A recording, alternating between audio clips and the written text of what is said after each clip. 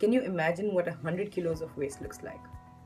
Now, can you imagine what 1300 kilos of waste looks like? Well, that is the amount of waste produced in Singapore every year per person. In a nation of 5 million people, that amounts to 8,400 tons of waste per year. Singapore recycles 61% of its waste and incinerates the remaining 39%, but it won't be long before we run out of capacity at these recycling and incinerating plants. The production of waste is growing drastically every year, and when we think about waste management, there is a hierarchy that ranks waste management methods based on preference. The lowest in this hierarchy is disposal of waste, and followed by recycling, reuse, reduce, and finally avoidance. Many organizations and nations actually focus on the concept of recycling, which is great for the environment, but it is highly likely that we need to move towards moving up in the hierarchy of waste management if we need to manage our waste better in the future. So the concept of reuse and reduce is what inspired the idea behind Singapore Waste Management Consultancy and Services. This provides two types of services, the first being a sustainability audit, and the second being to facilitate a waste exchange program between waste producers and people who need this waste. This is largely based on the notion that one man's trash is another man's treasure.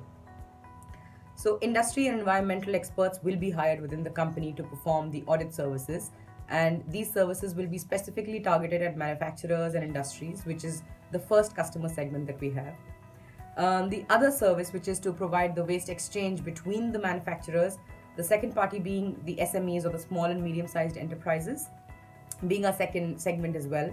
So these two parties are going to participate in a waste exchange program facilitated by Singapore Waste Management Consultancy. Industries and manufacturers produce large quantities of waste, and utilizing such waste or such things that they dispose of will help tremendously in improving their CSR image. And on the same hand, SMEs are always looking to lower costs, and to lower the cost of raw material, it is going to be because all the waste that will be sold on this platform or this online marketplace will be priced nominally. So they will get a cost advantage here.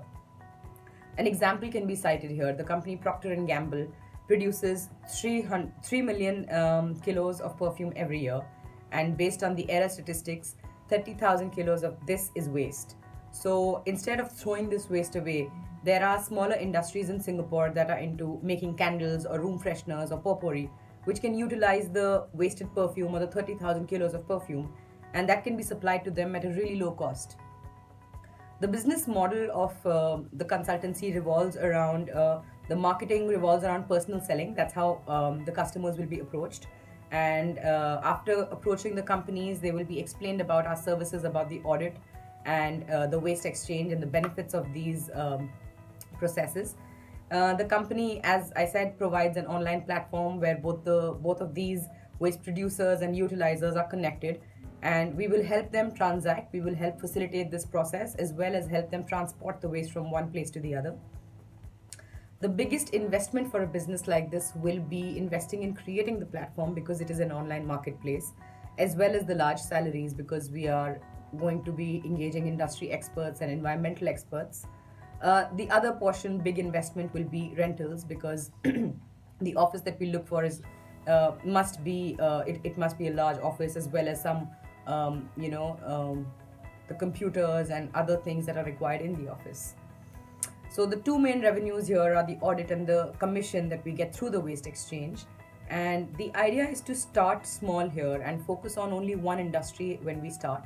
So major industries being chemical and electrical and these manufacturers, we will look at a sub-industry under chemical, and in this case being perfume manufacturing. So we start with perfume manufacturers and try to facilitate waste exchange and give them auditing services. And a startup cost, because we plan to start with only one industry, would be anywhere in the range of 3 to 4 million. And the profits will be in the range of 40 to 50,000 in the first 2 years, because there will be more focus on establishing credibility and making ourselves available, growing our network.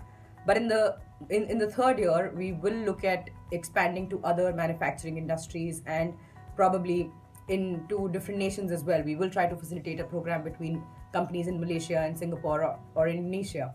So this is what the future has in store. But As of now, the main premise of making people more conscious about the environment is what we are trying to work on. And I'd like to conclude this by leaving out a thought that, is it really waste until it is wasted?